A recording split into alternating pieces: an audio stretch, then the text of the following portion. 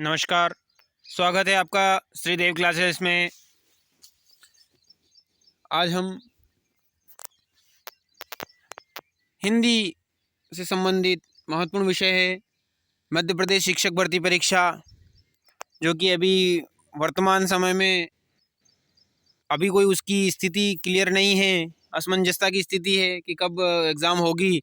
परंतु आपके लिए राजस्थान की जो एग्ज़ाम है रीट लेवल 1 और लेवल 2 में जो हिंदी शिक्षा शास्त्र पूछा जाता है, उससे संबंधित यूनिट है हिंदी पेडागोजी, हिंदी का शिक्षा शास्त्र। ये विषय हम लेकर आए हैं। यहाँ आपको जो शिक्षण संबंधी सारी जानकारी अर्जित होगी और हिंदी का जो शिक्षा शास्त्र है वह एक दृष्टि से देखा जाए तो आपका एक मनोविज्ञान इस प्रकार से बन जाता है, आपकी एक मानसिकता इस प्रकार से बन जाती है कि हिंदी शिक्षा शास्त्र कैसे आता है, कैसे पूछा जाता है। तो निश्चित रूप से श्रीदेव क्लासेस के इस वीडियो को देखकर आपको हिंदी शिक्षा शास्त्र से जो डर है वो भाग जाएगा, दूर चला जाएगा। और आप अच्छे से इस वीडियो को देखिए अंतिम तक और अपने दोस्तों को लाइक करके सेंड कर दीजिए ताकि उनको भी ये जानकारी मिले। और आपको हिंदी शिक्षा शास्त्र समझने के लिए वीडियो को पूरा देखना होगा अंत तक। ठीक है, हम शुरुआत करते हैं। कोशिश करेंगे कि आपके संज्ञान में पूरी तरह ये समझ में आ जाए। चलिए हम शुरुआत करते हैं पेडागोजी हिंदी शिक्षा शास्त्र की। इसमें महत्वपूर्ण विषय है सबसे पहले शिक्षण अधिगम सामग्री। देखिए हम पहले अधिगम की चर्चा कर लेते हैं। शिक्षण कार्य में अधिगम का अर्थ होता है सीखना, और सीखने में जो सामग्री प्रयुक्त होती है उसे ही कहा जाता है शिक्षण अधिगम सामग्री।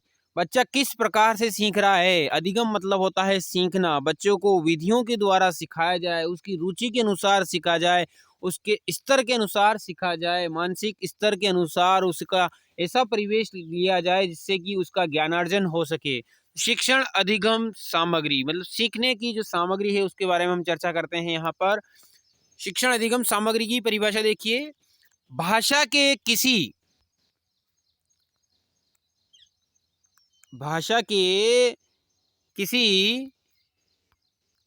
भी पाठ को समझाने के लिए शिक्षक जिस सामग्री का अपनाता है, जिस सामग्री का प्रयोग करता है, शिक्षण अधिगम सामग्री कहलाती हैं। क्या कहलाती हैं?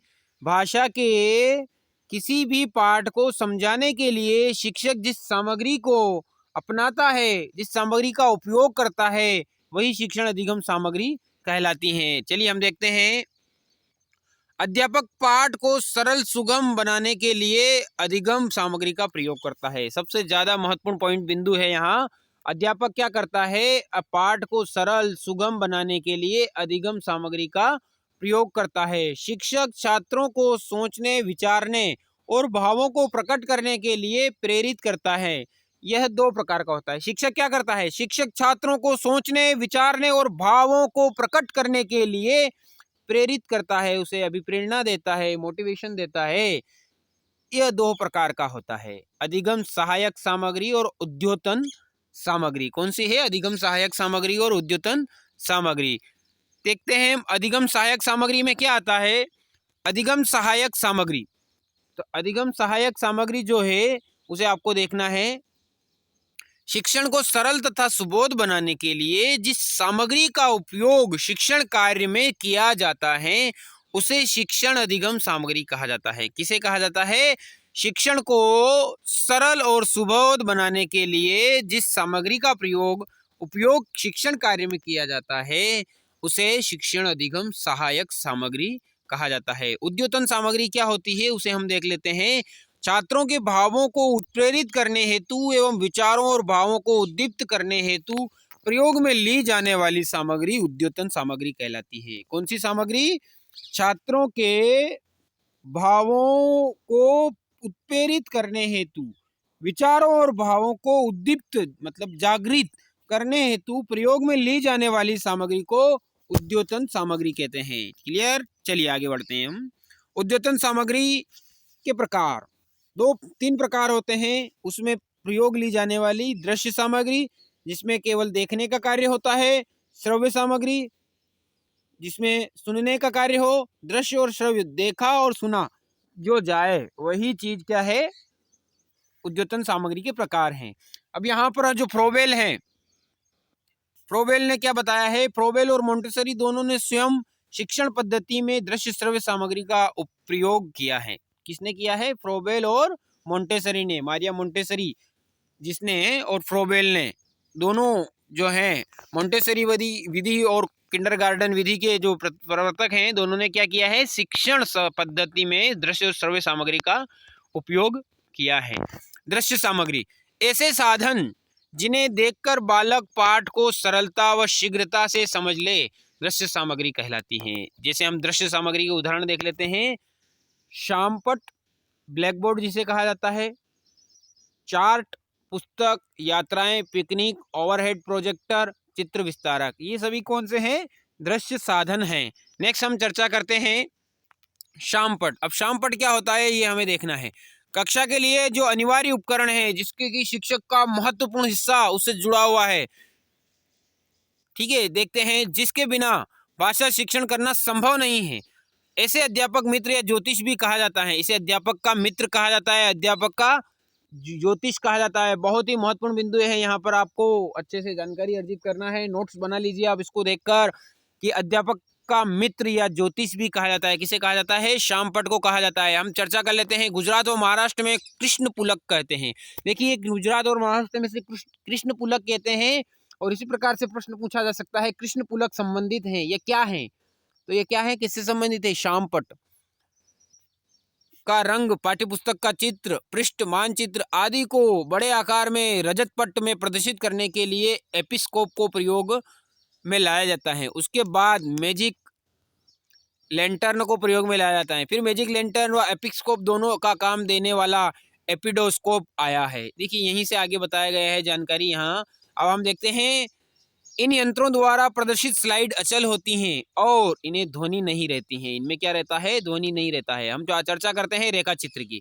किसी पाठ्यांश से संबंधित उपयोग नमूने, प्रत्यक्ष वस्तु, चित्र न मिले, वहां शामपट पर उस वस्तु की आकृति को रेखा चित्र बनाना होता है। यही कहलाता है रेखा चित्र। क्या है? किसी भी पाठ्यांश संबंधित उपयोग या प्रत्यक्ष वस्तु का चित्र न मिले, उससे संबंधित कोई वस्तु की आकृति न मिले, तो उस आकृति को शामपट पर दर्शा देना, रेखाचित्र कर देना, रेखाचित्र कहलाता है। जैसे कि संधि, समास, प्रत्यय आदि से संबंधित रेखाचित्र छात्रों को से तैयार करवाए जाते हैं। प्रतिरूप, प्रतिरूप का क्या अर्थ होता है? हम देखते हैं, जहां किसी वस्तु का वास्तविक रूप स्वरूप चित्र द्वारा स्पष्ट किया जाता है, संभव न हो। किसी वस्तु का वास्तविक स्वरूप चित्र द्वारा स्पष्ट या संभव नहीं किया जा सकता हो, वहां उस वस्तु के प्रतिकृति मतलब मॉडल या नमूना दिखाकर स्पष्ट किया जाता है।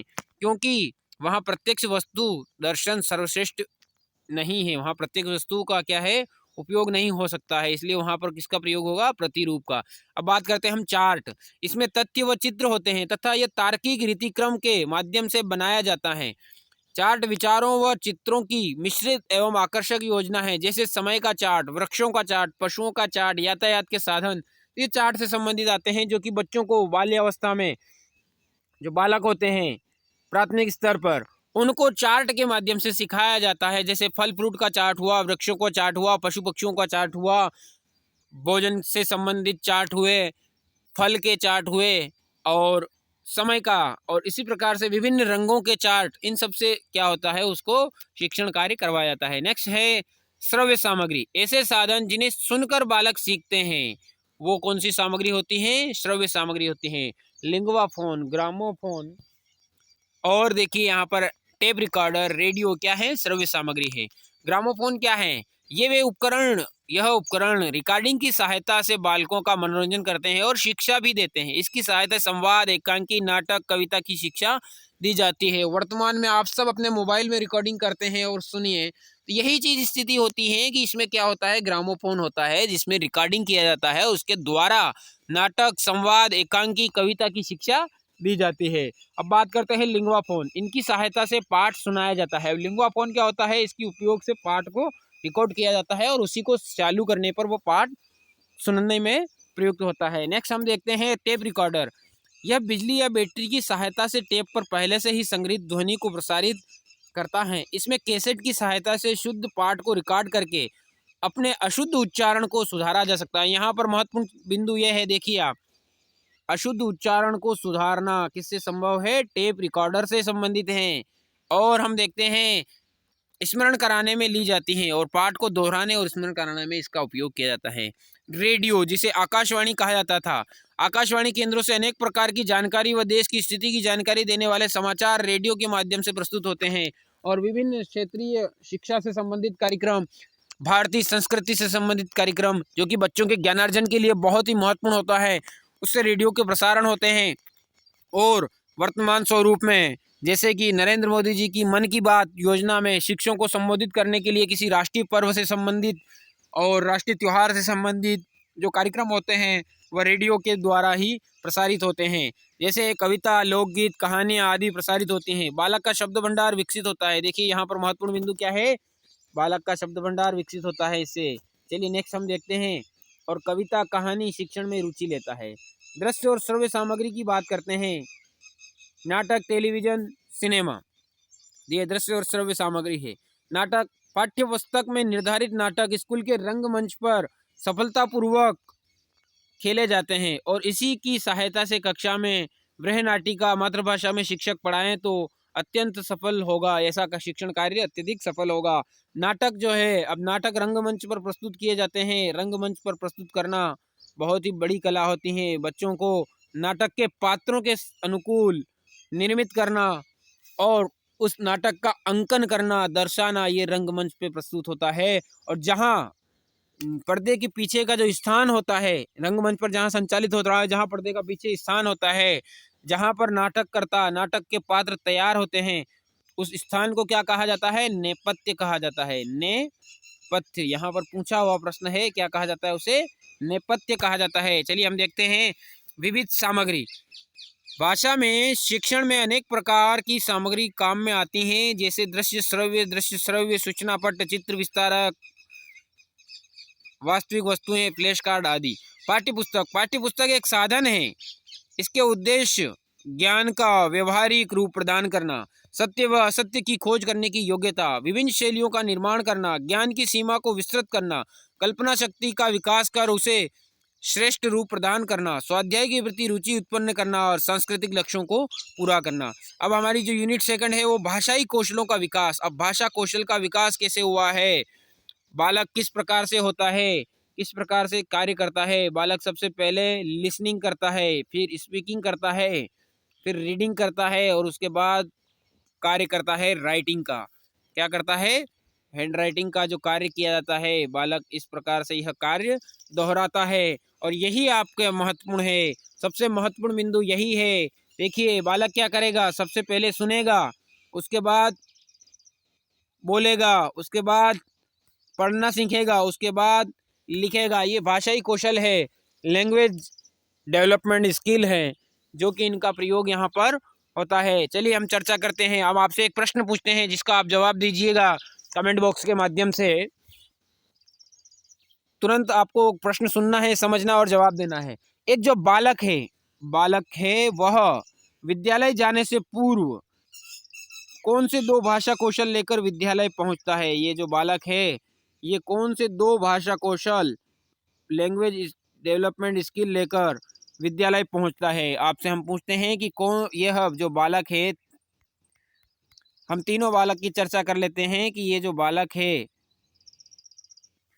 जब विद्यालय पहुंचता है तब कौन से दो अपने कंधों पर रखकर जाता है, कौन सी दो वस्तुएं ऐसी हैं जो उसके पढ़ने में बहुत सहायक सिद्ध होती हैं, जो विद्यालय लेकर जाता है? आपको कमेंट बॉक्स के माध्यम से बताना है कि यह किससे संबंधित है। चलिए हम शुरुआत करते हैं। विचारों के संप्रेषण का माध्यम भाषा है। क्या है? विचारों का संप्रेषण का माध्यम भाषा है। विचारों की अभिव्यक्ति बोलकर व लिखकर की जाती है। इस प्रकार विचारों को ग्रहण सुनकर और पढ़कर कर सकते हैं। इसी प्रकार भाषा के चार कौशल हैं जिन्हें शॉर्ट रूप में LSRW कहा जाता है। सुनना, बोलना, पढ़ना, लिखना। Listening, speaking, reading, writing. सुनना, बोलना, पढ़ना और लिखना। आप अच्छे से जुड़ जाइए श्रीदेव क्लासेस के साथ। हम आपके लिए हिंदी और बाल विकास से संबंधित नेक्स्ट वीडियो में यह पूरा पाठ्यक्रम करने की कोशिश करेंगे और उसके बाद हम 2000 प्रश्नों की सीरीज चलाएंगे। बाल विकास के महत्वपूर्ण 2000 प्रश्न विगत परीक्षाओं में पूछे हुए और हिंदी से संबंधित, हिंदी शिक्षा शास्त्र से संबंधित 2000 प्रश्न जो हिंदी, सामान्य हिंदी और शिक्षा शास्त्र से संबंधित जुड़े हुए रहेंगे, जिनको हम लेकर आएंगे। ठीक है, चलिए हम सुनना। सुनना क्या होता है? श्रवण कौशल। विद्यालय में प्रवेश से पूर्व बालक में सुनने व बोलने की शक्ति का विकास हो जाता है, किंतु वह बालक ध्वनियों में अंतर नहीं कर पाता है तथा मनोयोग पूर्वक नहीं सुन सकता है। बालक का जो है जन्म के तुरंत बाद बालक सुनना प्रारंभ कर देता है, और जब बालक का जन्म होता है उसकी नेत्र इंद्रियां अगले 24 घंटे में कार्य करना सक्रिय हो जाती हैं। प्रकाशित वस्तुओं को देखकर आंखें बंद करना, ये स्थिति होती है। और हम आपसे प्रश्न पूछते हैं जिसका भी आप जवाब कमेंट्स बॉक्स के माध्यम से देना।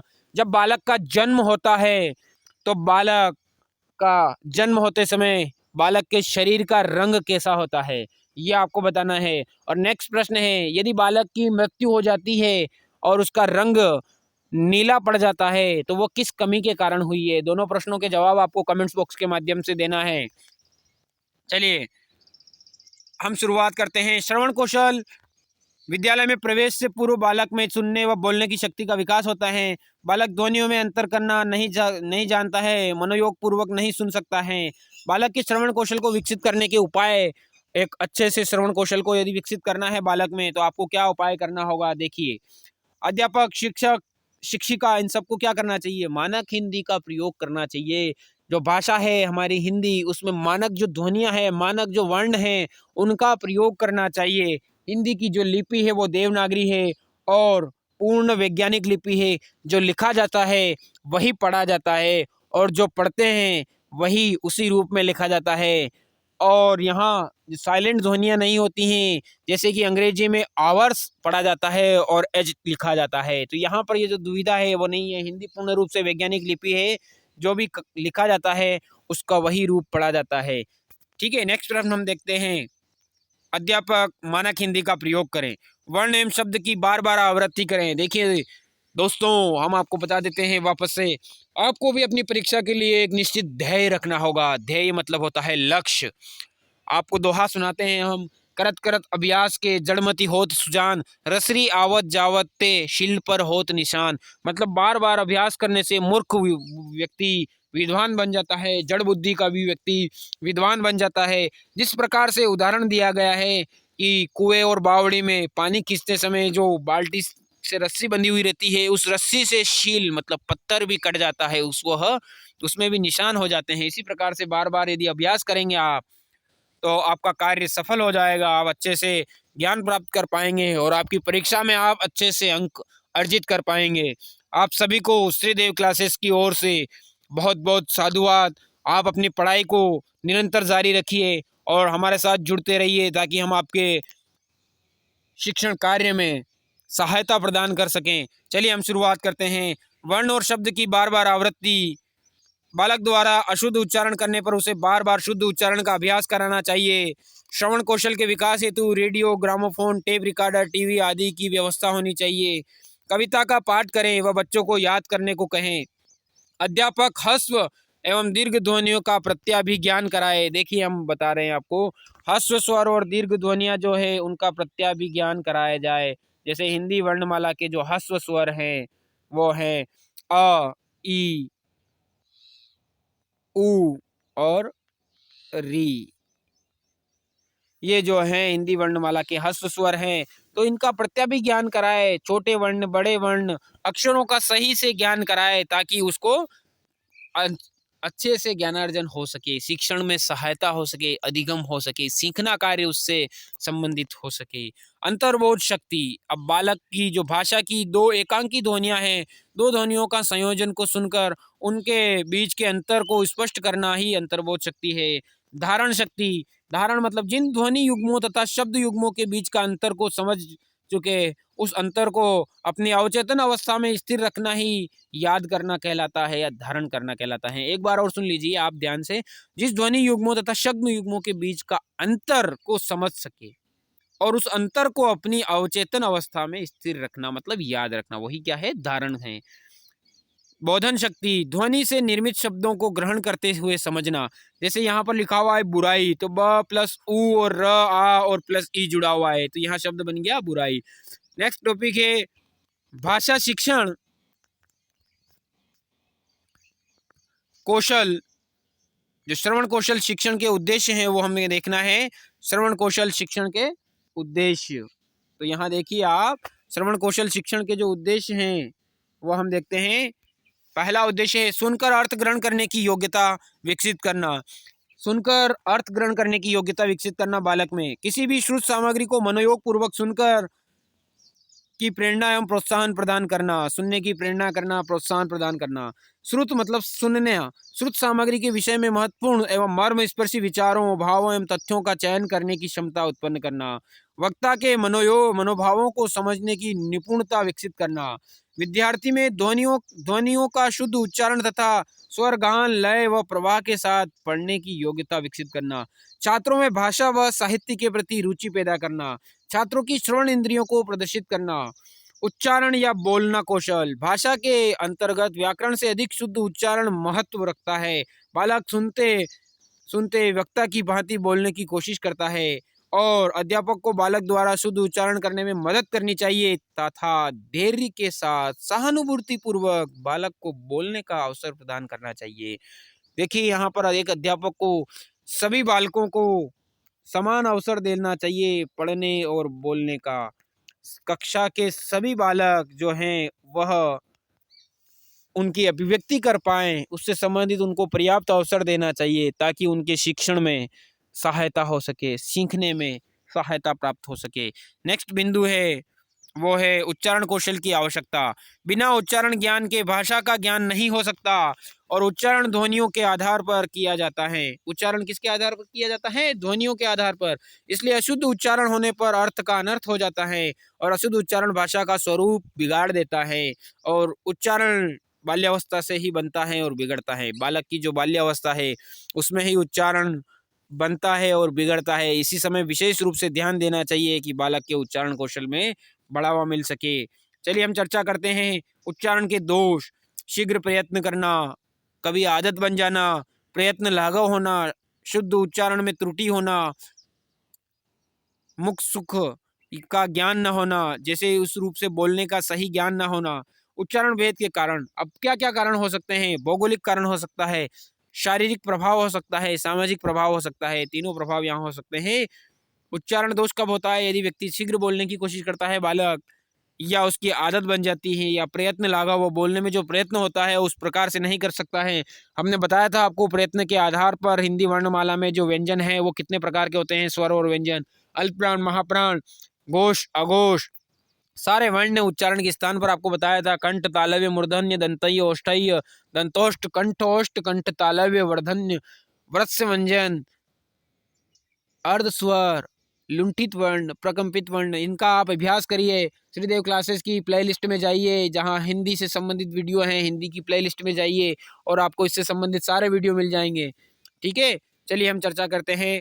उच्चारण भेद में भौगोलिक प्रभाव स्पष्ट रूप से परिलक्षित होता है। जैसे पंजाब में पुत्र को पुत्र कहा जाता है। पठन कौशल, नेक्स्ट तीसरा जो कौशल है वो आता है पठन कौशल।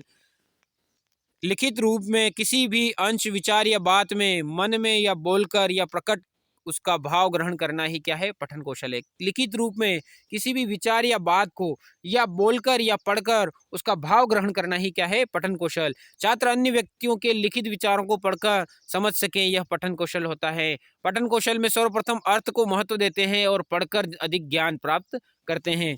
वाचन का महत्व, पठन कौशल में बिंदु है वाचन।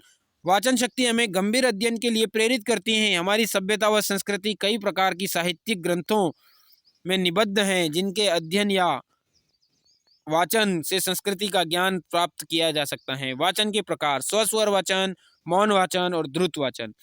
स्वस्वर वाचन, किसी भी पाठ्य सामग्री, पाठ्य पुस्तक को ध्वनि सहित उच्चारण करके पढ़ा जाए अथवा ध्वनि युक्त उच्चारण हो जिसमें आवाज दूसरे व्यक्ति को सुनाई दे। इसके दो प्रकार के होते हैं, एक तो आदर्श वाचन होता है और अनुकरण वाचन होता है। आदर्श वाचन, जब अध्यापक किसी पाठ को शुरू करने से पूर्व पहले उसका पूर्व ज्ञान छात्रों को देकर ध्वनि सहित सर्वप्रथम स्वर उच्चारण, स्वर वाचन करता है। यह केवल अध्यापक द्वारा ही किया जाता है।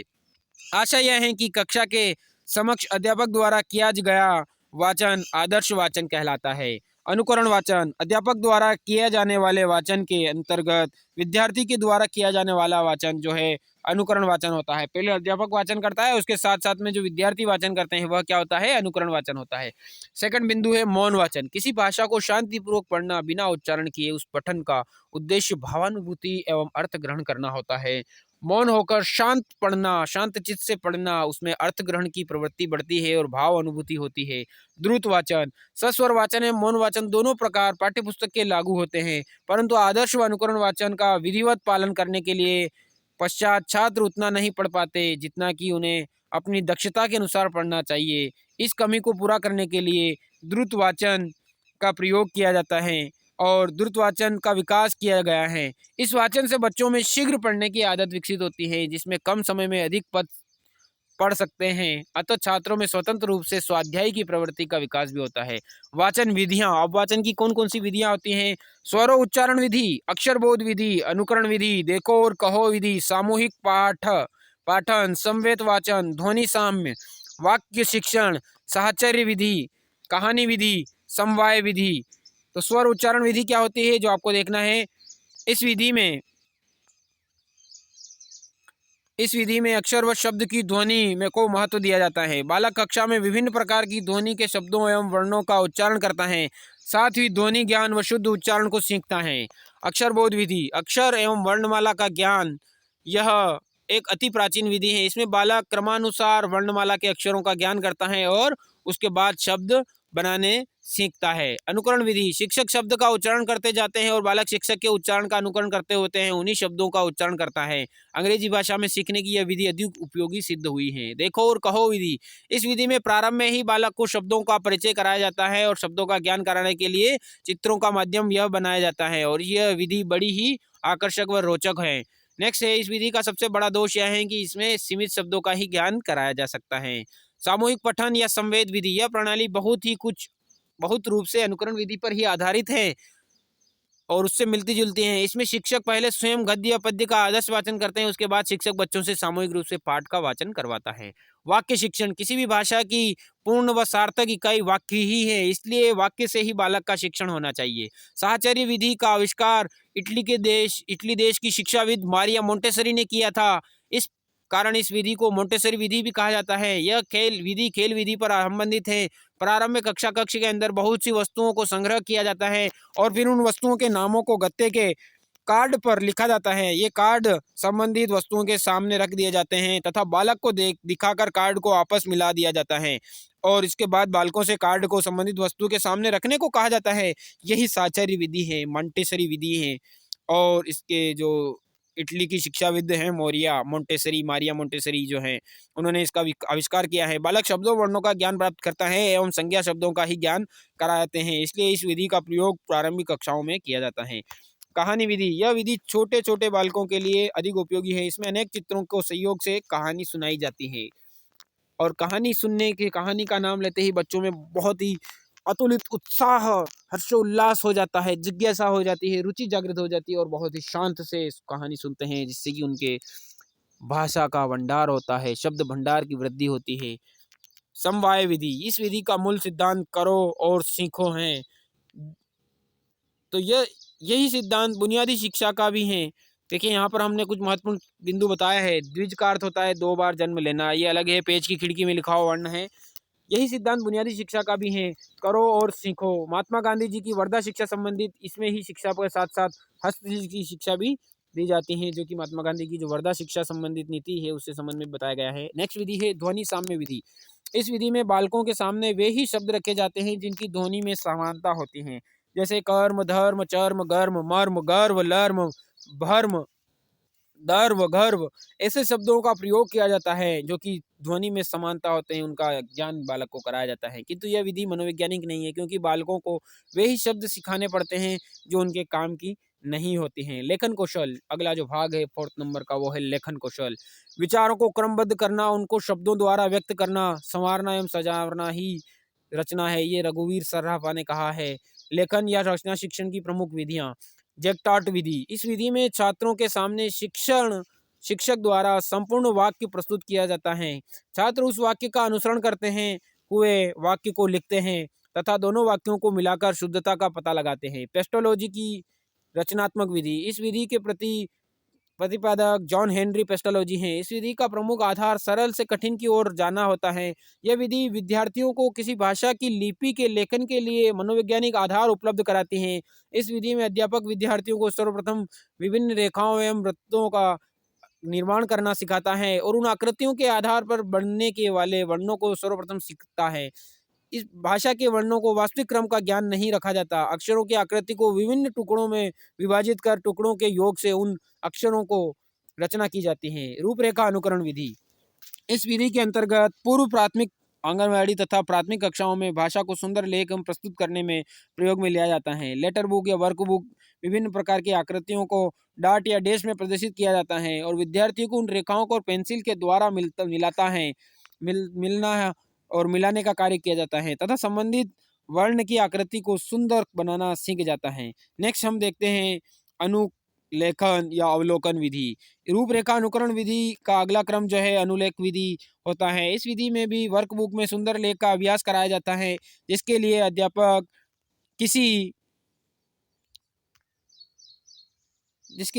किसी वर्ण को मोटे रूप में सुंदर लिख देता है। तत्पश्चात छात्र लिखे वर्ण के नीचे रिक्त स्थान में वैसे ही वर्ण की आकृति को अनुकरण करते हुए लिखता है। नेक्स्ट विधि है मोंटेसरी विधि। इस विधि के प्रतिपादक मारिया मोंटेसरी हैं, जो कि इटली की शिक्षाविद हैं, चिकित्सक हैं। इस विधि में अध्यापक लकड़ी के बने गत्तों या प्लास्टिक से बने वर्णों की आकृति को काम में लेता है। इसमें किसी भी वर्ण की आकृति उपयुक्त वर्ण के समान होती है तथा आकृतियों को ब्लॉक्स के अंदर पेंसिल, चाक या अंगुली घुमाकर ज्ञानेंद्रियों के द्वारा ज्ञानार्जन प्राप्त किया जाता है, अनुभव किया जाता है और लिखता है। जब उन आकृतियों का चित्र मस्तिष्क में बन जाता है तो उसके बाद उन आकृतियों को बिना गत्ते की सहायता से लिखता है, जैसे लिंगवा फोन, टेप रिकॉर्डर इससे संबंधित हैं। स्वतंत्र लेखन विधि। इस विधि में छात्र बिना नकल किए देखकर वर्ण की मानसिक आकृति के आधार पर किसी अनुच्छेद को सुनकर स्वयं लिखने का प्रयास करता है। विद्यार्थी वर्णों की ध्वनि सूत्रलेख के रूप में प्रस्तुत करते हैं और कुशाग्र बुद्धि के बालक इस विधि को शीघ्रता से अपना लेते हैं और इसमें भाषा का शुद्ध रूप लिखने में मदद मिलती है। अक्षरों का ध्वन्यात्मक विश्लेषण। गत्तों पर अंगुली फेरने के साथ साथ बालक उस वर्ण की ध्वनि का उच्चारण भी करता जाता है।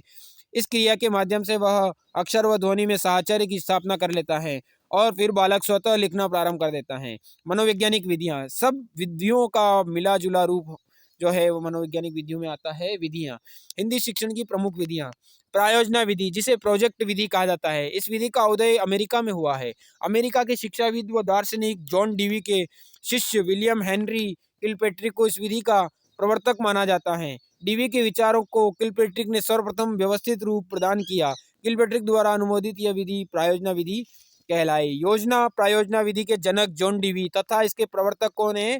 किलपैट्रिक हैं। सर्वप्रथम प्रोजेक्ट शब्द का प्रयोग जो है कोलंबिया विश्वविद्यालय के रिचर्ड महोदय ने 1900 में किया था। महत्वपूर्ण शब्द है यहाँ पर। प्रोजेक्ट शब्द का प्रयोग 1900 में कोलंबिया विश्वविद्यालय के महोदय रिचर्ड्स महोदय ने किया था। नेक्स्ट हम देखते हैं, इन्होंने करके सीखने पर बल दिया है। इस विधि में जन्मदाता व व्यापक प्रवर्तक डॉक्टर जॉन डीवी हैं तथा सर विलियम किलपैट्रिक हैं। प्रोजेक्ट व सरदय एवं उद्देश्यों को पूर्ण कार्य जो पूर्ण संलग्नता में सामाजिकता के वातावरण में किया जाता है, यह किलपैट्रिक ने कहा है। प्रायोजना विधि की विशेषता। यह बालकों के मानसिक विकास में सहायक हैं। यह विधि अनुभव व क्रियाशीलता के सिद्धांत पर आधारित है।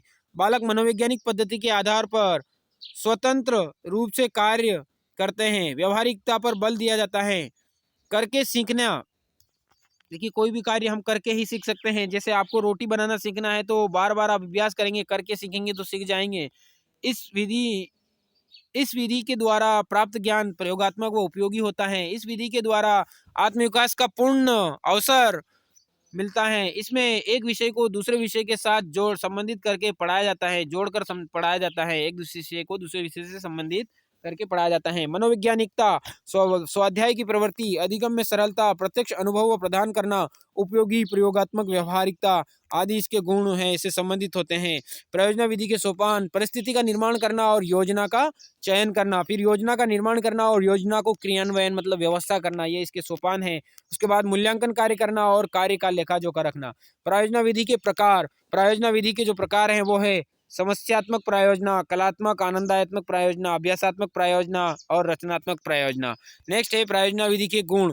यह विधि बालकों का सर्वांगीण सामाजिक सौंदर्य अनुभूति, आत्मविश्वास, नेतृत्व, भावात्मक स्थिरता आदि में विकास में सहायक है। यह विधि करके सीखने पर सिद्धांत पर आधारित होने के कारण अध्यापक व छात्र दोनों ही क्रियाशील रहते हैं, दोनों ही सक्रिय रहते हैं, जिससे बालक में सृजनात्मकता का विकास होता है। इसमें छात्र पूर्व रुचि एवं उत्साह के साथ अपने कार्य को पूर्ण करते हैं। छात्र इसमें पूरी लगन से जुड़ा रहता है। प्रायोजना विधि के दोष। प्रायोजना विधि जो है समय बहुत लगता है। इस विधि में संबंधित पाठ्यपुस्तक का अभाव होता है। इसमें प्रशिक्षित अध्यापकों व निर्देशकों की आवश्यकता अधिक होती है, किंतु कुशल अध्यापकों व निर्देशकों का अभाव पाया जाता है।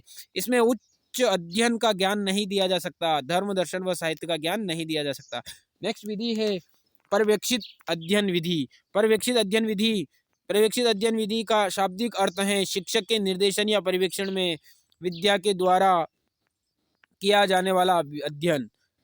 तो जो यहाँ इस समाजकृति अभिव्यक्ति भी कहा जाता है, इसे समाजकृति अभिव्यक्ति भी कहा जाता है। इसके अंतर्गत शिक्षण छात्रों को पथ प्रदर्शन एवं अनन्य कठिनाइयों का समाधान करता है एवं इस विधि में विद्यार्थी अपने आवंटित कार्य को शिक्षक की देखरेख में करता है। पर्यवेक्षित अध्ययन विधि के जन्मदाता डेजी मोरविन है। ऐसे बालक को ध्यान में रखकर पर्यवेक्षित अध्ययन विधि के जन्मदाता कौन है? डेजी मोरविन है, डेजी मोरविन।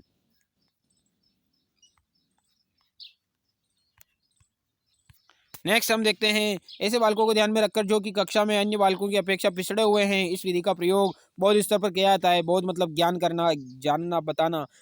छात्रों को परिपाक मतलब पूर्ण अधिगम का अवसर दिया जाता है। खेल विधि, इस विधि के को प्रारंभ करने का श्रेय कोल्डवेल कुक को है। किसे है? कोल्डवेल कुक को है। नेक्स्ट है इसका प्रयोग खेल से संबंधित विधियों में किया जाता है। प्लेवे पुस्तक, कोल्डवेल कुक की जो पुस्तक है प्लेवे, जिस कार्य में बच्चे रुचि लेना लगे वह कार्य न रहकर खेल बन जाएगा। मनोविज्ञान में बच्चों की स्वाभाविक प्रवृत्ति खेल से जुड़ी हुई मानी जाती है। ड्यूलिक के अनुसार जो कार्य अपनी इच्छाओं से स्वतंत्रता पूर्वक करें वही खेल है। फिलोसॉफी ऑफ प्ले जो पुस्तक है वो लिखी है ड्यूलिक ने। प्रोजेक्ट डाल्टन, किंडरगार्टन, मोंटेसरी आदि विधियां खेल पद्धति पर आधारित हैं। खेल विधि का व्यापक प्रयोग फ्रोबेल ने अपनी किंडरगार्टन विधि में किया है। खेल का प्रयोग विद्यालय में शारीरिक विकास की दृष्टि से किया जाता है। मानसिक विकास का प्रथम सोपान समझा जाता है। क्रिया द्वारा सीखने में से विषय वस्तु सरलता से समझ आ जाती हैं तथा ज्ञान की भी स्थायी होता है। भाषा प्रयोगशाला विधि, इसमें एक विशेष कक्ष होता है जो विविध दृश्य श्रव्य तथा दृश्य श्रव्य उपकरणों से युक्त होता है। सामान्यतः एक भाषा प्रयोगशाला एक विशेष कक्ष के जिसमें टेप रिकॉर्डरों का क्रमिक संयोजन होता है, जैसे अंकिक रूप में टेप रिकॉर्डरों का संयोजन होता है और जिसमें बालक को सिखाया जाता है, बताया जाता है और उसी से आगे उस संबंधित विषय को बढ़ाया जाता है। इस प्रकार से क्रम होता है और उससे बालकों को सिखाया जाता है, जिसके माध्यम से विद्यार्थी भाषा अध्ययन के लिए विविध प्रकार से अभ्यास करते हुए भाषा सीखते हैं। रचना अनुवाद विधि, व्याकरण अनुवाद विधि, छात्र का मातृभाषा पर अधिकार पहले से ही होता है। रचना अनुवाद विधि को व्याकरण अनुवाद विधि कहा जाता है। अधिकार पहले से ही होता है, अतः अन्य भाषा को मातृभाषा में अनुदित करके सिखाना इस विधि में अन्य विधि का सदस्य अनुवाद होता है। के अनुसार व्याकरण की मातृभाषा के व्याकरण के साथ साथ तुलना करके शुद्ध भाषा सिखाई जाती है, इसलिए इसे व्याकरण अनुवाद विधि कहा जाता है। दोष, व्याकरण अनुवाद विधि के दोष, इस प्रणाली में बोलने की अपेक्षा लिखने व पढ़ने पर तथा भाषा की अपेक्षा भाषा के तत्वों का ज्ञान पर अधिक प्रबल दिया जाता है, ये इसका दोष है। इस विधि में मौखिक अभ्यास उच्चारण की अपेक्षा मौखिक अभ्यास नहीं कराया जाता है, उच्चारण की उपेक्षा होती है। प्रत्यक्ष विधि, अनुवाद पद्धति के दोषों को देखकर पश्चिम देशों में प्रत्यक्ष विधि का अनुकरण हुआ। वहाँ के अनुकरण पर भारत में इस पद्धति की शुरुआत हुई। मद्रास में गेट्स महोदय, मेट्स नहीं है यहाँ, गेट्स महोदय की इस विधि को अपनाने का श्रेय दिया जाता है। इस विधि में वार्तालाप मौखिक कार्य के अभ्यास पर बल दिया जाता है। इस पद्धति में द्वितीय भाषा को स्वतंत्र एवं पृथक रूप भाषा के रूप में मातृभाषा के रूप में पढ़ाया जाता है। इस पद्धति में मातृभाषा के प्रयोग को सीमित कर दिया जाता है और संपूर्ण वाक्य को इकाई माना जाता है। सीमित शब्द ज्ञान का प्रयोग करके शब्दावली को नियंत्रित कर दिया जाता है। इससे शब्द भंडार में वृद्धि नहीं हो पाती है। प्रत्यक्ष विधि में द्वितीय भाषा के अध्ययन के समय द्वितीय भाषा में आदेश निर्देश दिया जाता है तथा उसी भाषा में विचारों की अभिव्यक्ति होती है। इस विधि में सीमित शब्दावली का ही ज्ञान दिया जाता है। अनेक शब्द ऐसे होते हैं जिनका प्रत्यक्ष व्याख्या नहीं हो सकती हैं, जैसे भावात्मक संज्ञा, भाववाचक संज्ञा, न्याय, लज्जा, शोक, श्रद्धा आदि शब्दों का प्रत्यक्ष विधि से समझना कठिन हो जाता है। सुनने और बोलने पर अधिक बल होने से वाचन और लेखन गौण हो जाते हैं, यह दोष है इसका। और नेक्स्ट विधि है व्यास विधि। यह कविता शिक्षण की विधि उच्च कक्षाओं के लिए अधिक उपयोगी है। इसमें कथा वाचन की भांति विभिन्न प्रसंग, संदर्भ, उदाहरण देते हैं, शिक्षक व्याख्या करता है, इसलिए इसे व्यास विधि कहा जाता है। इस प्रणाली में शिक्षक स्वयं ही शब्दार्थ, भावार्थ, व्याख्या, समीक्षा आदि को प्रस्तुत करता है तथा श्रोता मात्र रहता है। छात्र क्या होता है? श्रोता मात्र बन जाता है, छात्र निष्क्रिय हो जाता है। शिक्षक कविताओं की विशेषताओं व सौंदर्य तत्वों का उल्लेख करता है और आवश्यकता अनुसार प्रस्तुत कविता के भाव, विशेषताएं व सौंदर्य तत्वों का उल्लेख करता है। शिक्षक, इस विधि का जो दोष है, शिक्षक ही अपने भाषणों द्वारा छात्रों से सौंदर्यबोध, सहानुभूति की योग्यता प्रदान करने का प्रयत्न करता है। यह विधि अमनोवैज्ञानिक है। नेक्स्ट हम देखते हैं कि जो श्रीदेव क्लासेस है, यूट्यूब चैनल को आप सब्सक्राइब कर लीजिए और लाइक कर लीजिए ताकि जैसे ही वीडियो आए आपको नोटिफिकेशन प्राप्त हो जाए। और लाइक करिए और शेयर करिए। अनुकरण विधि, यह वह विधि है जिसके प्रयोग चारों भाषाई कौशलों के विकास हेतु किया जाता है। वाग इंद्रियों में विकार, अशुद्ध उच्चारण का कारण। वाग इंद्रिया जो होती है उनमें विकार क्या होता है? अशुद्ध उच्चारण का कारण होता है। वाक प्लस इंद्रिया मतलब बोलने में भी जो विकार हो जाता है। अशुद्ध उच्चारण कब होता है? वाग इंद्रियों में कोई विकार हो तो। पढ़ना सिखाने के लिए साचर प्रणाली का प्रयोग किसने किया है, का निर्माण किसने किया है? तो मारिया मोंटेसरी ने किया है। यहाँ शिक्षा शास्त्र से संबंधित बहुत ही आईएमपी प्रश्न आप देख रहे हैं, जबकि आपकी परीक्षा के लिए एक रामबाण सिद्ध होंगे। आपके पास एक ब्रह्मास्त्र के रूप में यह रहेंगे। इनका अच्छे से ज्ञानार्जन आप कर लीजिए। पढ़ना सीखने के लिए साचर प्रणाली का निर्माण किसने किया है? मारिया मोंटेसरी ने। इकाई किसी समस्या या योजना से संबंधित जोड़ने वाली क्रिया की समग्रता या एकता को प्रकट करती हैं, थॉमस एम रिक्स ने कहा है। इकाई विधि के जनक हेनरी मॉरिसन है। वाद विवाद श्रव्य सामग्री है। अनुकरण के वाचन के दो भेद होते हैं। चित्र विस्तारक यंत्र यांत्रिक दृश्य सामग्री है। फलालेन बोर्ड का प्रयोग लेखन कार्य में होता है। दल शिक्षण विधि वह शिक्षण विधि है जिसमें वे अध्यापक शिक्षण कार्य करें जो विषयगत योग्यताओं एवं कौशलों की दृष्टि से एक दूसरे के पूरक हो। स्वगति, स्वमूल्यांकन, प्रतिपुष्ट आदि से संबंधित विधियां अभिक्रमित अनुदेशन विधि हैं। बोलना मनुष्य को पूर्णता तक पहुंचाता है, लेकिन लिखना आदमी को परम शुद्ध बनाता है, यह अरस्तु ने कहा है। किसी आदर्श लिखावट का जैसा का तैसा अनुकरण कहलाता है अनुलेख। वाक्य रचना व शब्दों के उचित प्रयोग का अभ्यास द्वारा किया जाता है, फ्लैश कार्ड के द्वारा किया जाता है। बहुत बहुत धन्यवाद आपका। आपके लिए जो प्रश्न दिए थे उनको आप कमेंट बॉक्स के माध्यम से जवाब दीजिए। श्रीदेव क्लासेस आपको हिंदी और बाल विकास से संबंधित आपकी आगामी परीक्षाएं जो कि रीट, सीटेट, एमपीटेट, वर्ग 1, 2, 3, संविदा शिक्षक, ये जो परीक्षाएं हैं इनके लिए बहुत ही कारगर सिद्ध होगा। एनवीएस, केवीएस एवं विभिन्न शिक्षक पात्रता परीक्षा जो आयोजित की जाती हैं उनके लिए महत्वपूर्ण शिक्षा शास्त्र जो था आपने देखा है। मिलते हैं नेक्स्ट वीडियो में। धन्यवाद।